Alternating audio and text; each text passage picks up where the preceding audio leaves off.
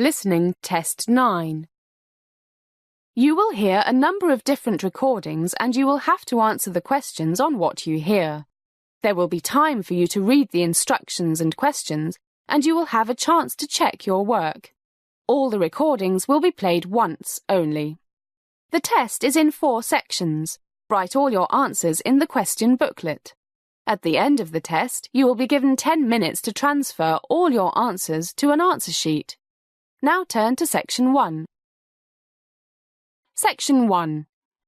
You will hear a university student radio station broadcast. First, look at questions 1 to 5 on the form.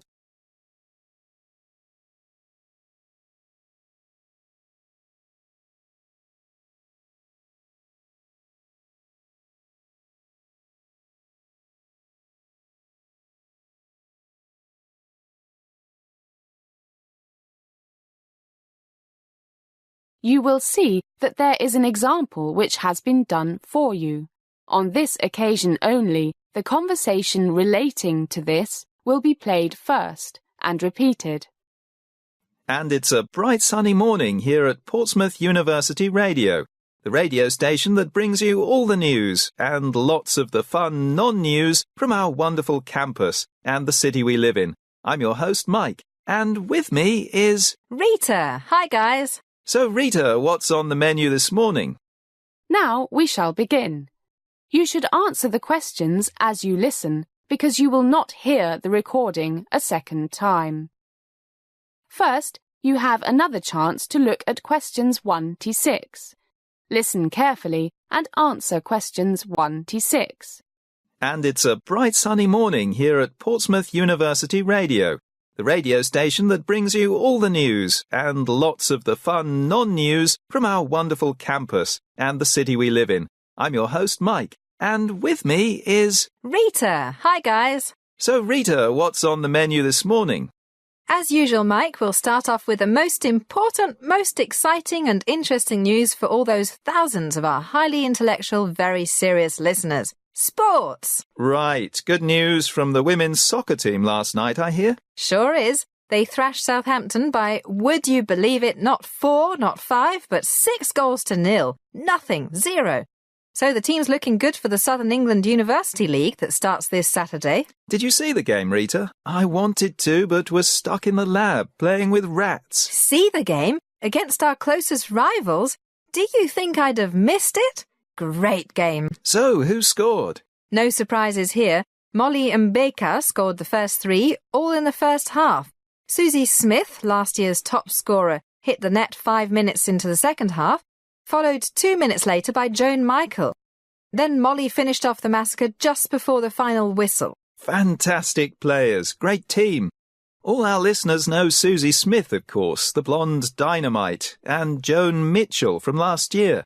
But Molly is new on campus, a first-year postgraduate medical student, all the way from Ghana, where she played for the national team. Top scorer. An amazing 25 goals in international matches last season. African Woman Player of the Year. Look at questions 7 to 10.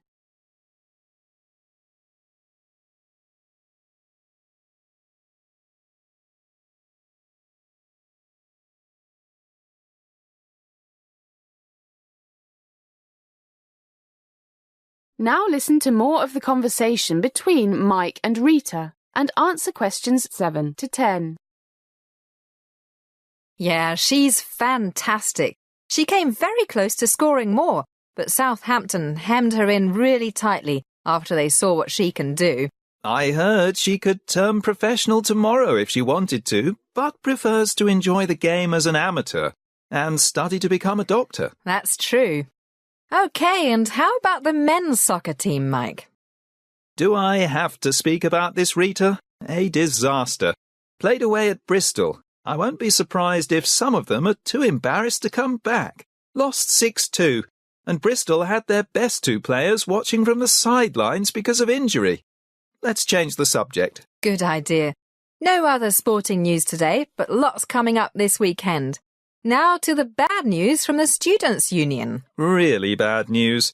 Prices in the cafeteria and bar are going up by an average of 10% as from Monday. 75p for a cup of coffee. £4 for a pint of bitter. My favourite beer. So, complain. There's a demonstration planned for outside the Students' Union building at noon tomorrow. See you there, and you can phone us now, 8759 765, to tell us what you think. That is the end of section 1. You now have some time to check your answers.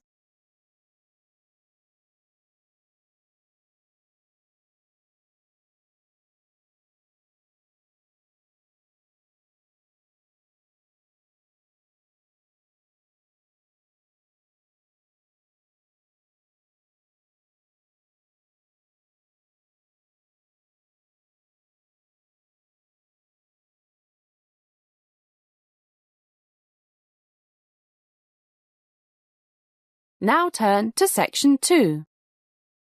Section 2. You are going to hear an address given at the annual meeting of an international computer company by the company president. First, look at questions 11 to 16.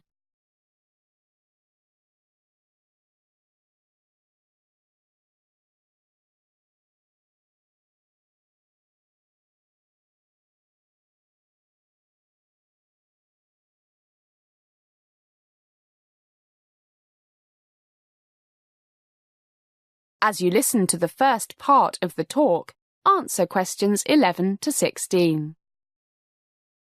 Good morning, fellow members of the board, staff members, and our dear stockholders. Welcome to our 6th annual general meeting. It is my pleasure to give you an overview of how the Orange Computer Company has done in the past year. When I have finished, we will be very happy to answer any questions you might have. Most of what I have to say is very encouraging, but to get it over with, I'll start with the bad news. Actually, it's not too bad. This time, a year ago, we told you that we were about to launch our first mobile phone line, cell phone for our American friends. After a major promotion, our 4 mobile phones hit the market exactly 1 week later. Given our excellent company reputation, very promising results from our market research, and what we thought were attractive winning features at very competitive prices, our competitors were ready and waiting, with new models at prices that we had to match. So match them we did, but given the difficulty of breaking into this market, sales have been disappointing both in Europe and especially in North America. Given the massive growth of China's mobile phone production in recent years and our lack of experience in that part of the world, we did not market the phones in Asia. So our mobile phone subsidiary is still limping along, but sales are slowly growing. We believe the long battery life and reliability are beginning to have a larger impact on consumers. So we have planned a new promotion and marketing campaign stressing these 2 strengths. Our research also shows that after only a few weeks, most purchasers of the fanciest, most expensive mobile phones end up only using the basic functions: phone calls, messages, and chatting. So we will be appealing to the more conservative consumers, those who look for reliability rather than those who feel they need to always have the very latest and most complicated models. We are confident that we will soon build a strong position in this target market. Now look at questions 17 to 20.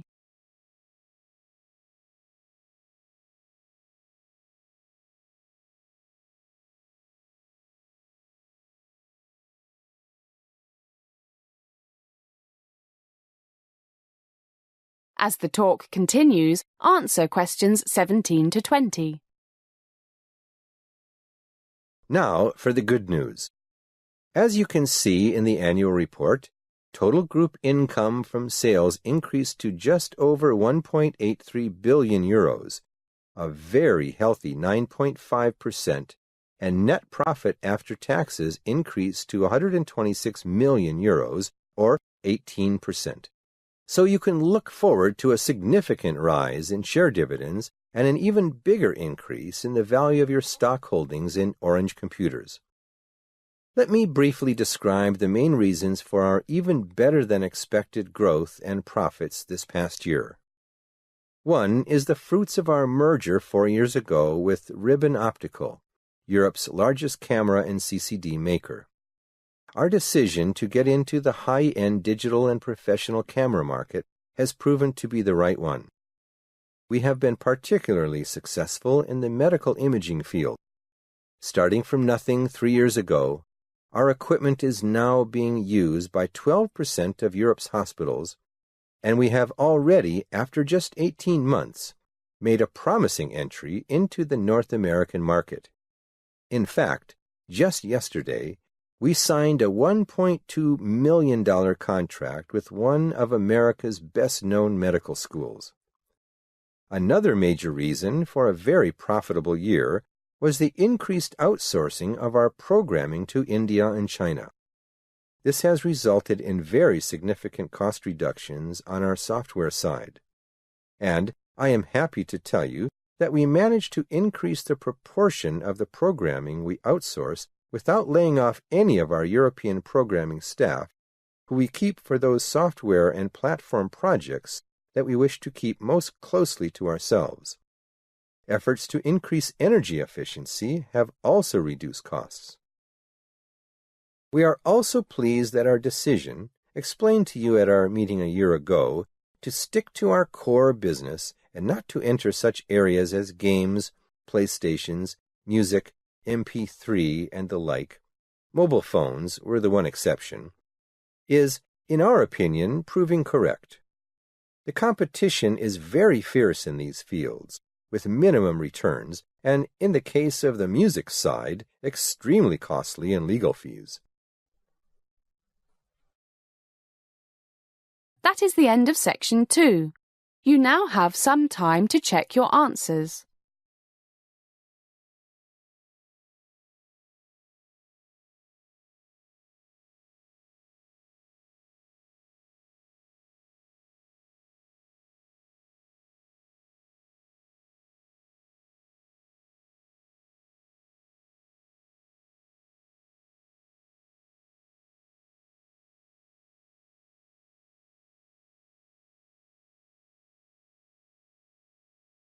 That's the end of Side A. Tape 3. Now turn to section 3. Section 3. You are going to hear a conversation between Mary and Mr. Hayes, one of her former high school teachers.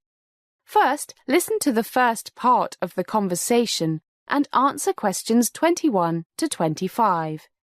You now have some time to read questions 21 to 25.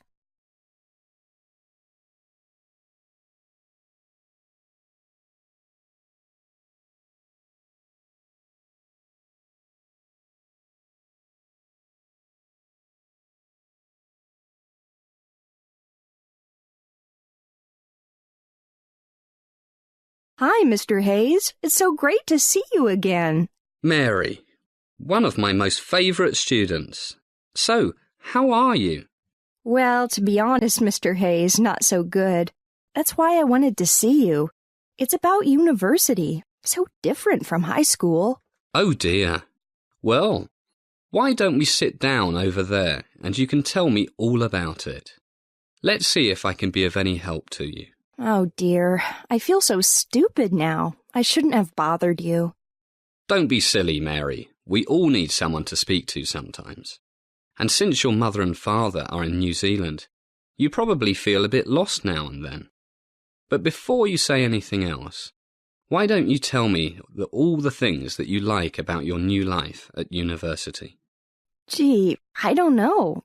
I guess I like the city. Canterbury Cathedral is one of my favorite places. I often go there just to sit and think. Or just sit. Oh, I can quite understand that. And you've got the sea. I love the sea.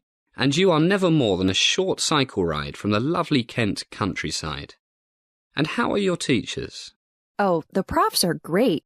Not as good as you, but really interesting and always ready to explain things after class. But I don't know, they're really good. But I just can't seem to feel enthusiastic about studying anymore. Mary? Not a keen student anymore? My dear, that's so hard to believe. You were always so energetic and interested in all your studies, except German, if I remember correctly. But you still did very well in it. And you always wanted to major in biology, which is what you're doing now. Do you still enjoy biology? As the conversation continues, answer questions 26 to 30. You now have some time to read questions 26 to 30.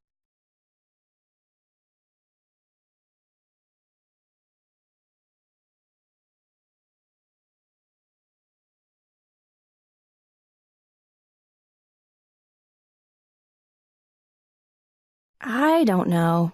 I suppose so. But I kind of have to force myself to go to lectures and stuff. It all seems like a waste of time. Pointless. Mary, I think I know you quite well. You're obviously not feeling yourself. Are you feeling sad or worried about something? Not really sad, and I don't think I'm worried about anything in particular. It's just that nothing seems worth bothering with. Have you spoken with your mum or dad lately? Not since Easter. I send them emails, but they hardly ever reply, and they are never in when I try to phone them, always out filming. Yes, Mary. That is sometimes the problem with very successful parents. They get so wrapped up in their work that they neglect their kids. Not intentional, but it happens. I guess, but at least I could speak to them sometimes when they were here in London. But now, well, I feel really alone at Canterbury. Have you made any friends there, Mary? You were always such a popular person here. It seemed you were in every club and sports team. President of the chess club. Have you joined any university clubs? Not really. Suppose I should. I'll check out the debating society once I get back. That's a good idea. Let me know how you get on. That is the end of section 3. You now have half a minute to check your answers.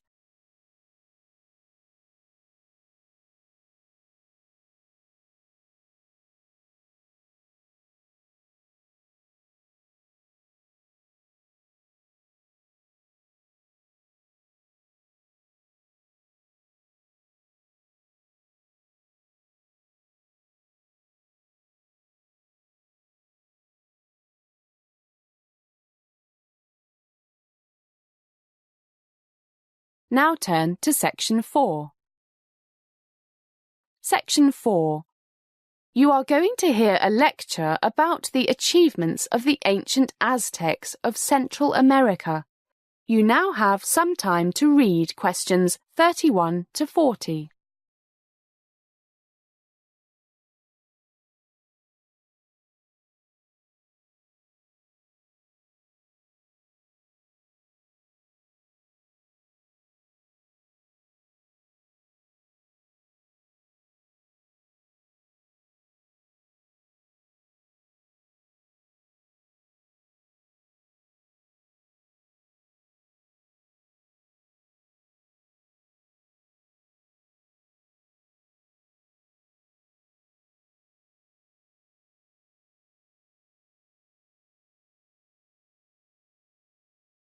Good evening. Good to see so many people here to learn about the fascinating civilization of the Aztecs.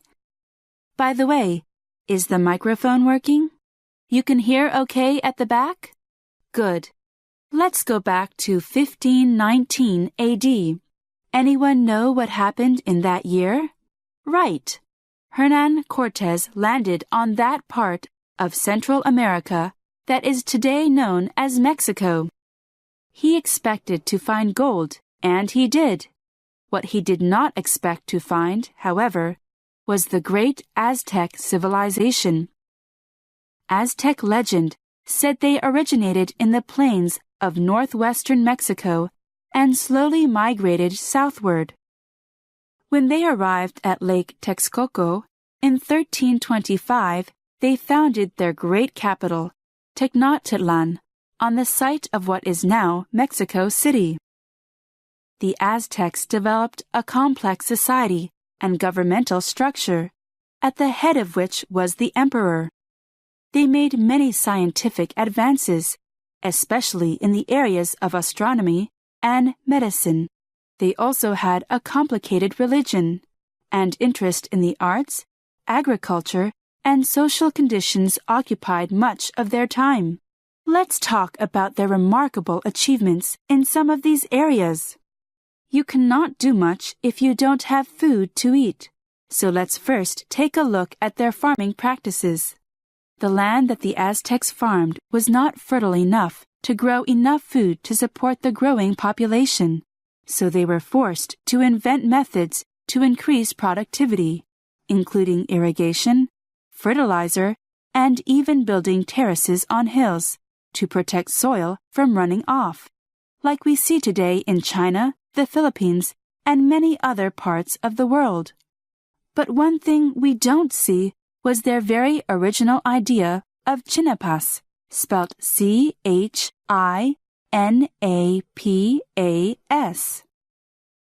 Chinapas were floating gardens built on swamps. Actually, they were quite simple to make. First, canals were dug through the marshes and swamps. Then, mud from the canals was placed on mats woven from weeds and straw. These mats were quite big, maybe 5 or 6 meters long and 2 across. Trees were then planted in the bed of the swamp at the corners of each mat. The trees took root, and the chinapas were held firmly in place. The Aztecs used these floating gardens to plant their maize, corn, and also vegetables like beans, chili peppers, avocados, squash, and tomatoes. The Aztecs were very advanced in some ways, but they didn't use animals or plows to help them work the land. In fact, they didn't even have the wheel. No problem. The soil on the chinapas was soft enough that pointed sticks were all they needed to plant crops on them. But the Aztecs were much more than imaginative gardeners. They made great advances in the sciences, especially astronomy. I'm sure many of you have heard of the Aztecs' calendar stone. It took them 52 years, from 1427 to 1479, to build the calendar stone. It was huge, a massive piece of rock 3 feet thick, 12 feet in diameter, and weighing about 24 tons, on which they carved pictographs for the days and months of the Aztec calendar. This showed just how advanced the Aztecs were in the science of astronomy. It makes me think of the clean air they enjoyed in those days, when they could see all the stars shining so brightly in the night sky. They would have had a big problem doing this in most parts of the world nowadays. But back to the calendar stone. It had 18 months, each of 20 days, namely 360 days made 1 year. But they had long before worked out that there are 365 days in a year.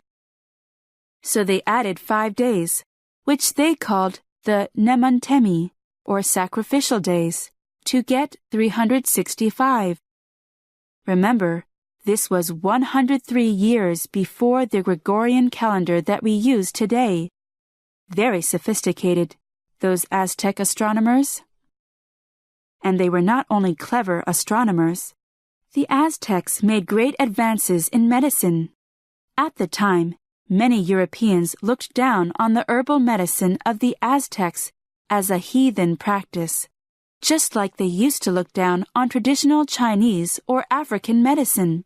But in fact, Aztec doctors could do more than even the best doctors in Europe. Their medicine was primarily based on spiritual healing and herbal healing.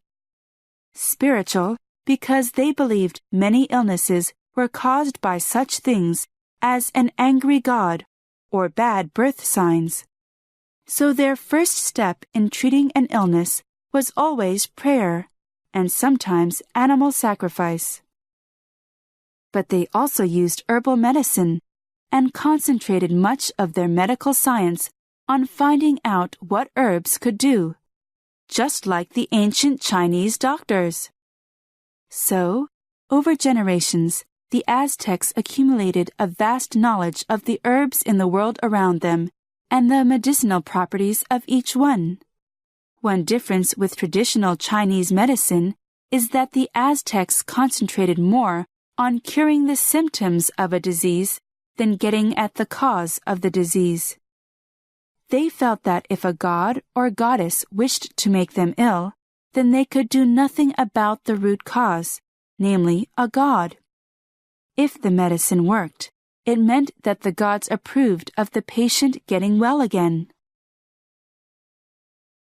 That is the end of section 4. You now have half a minute to check your answers.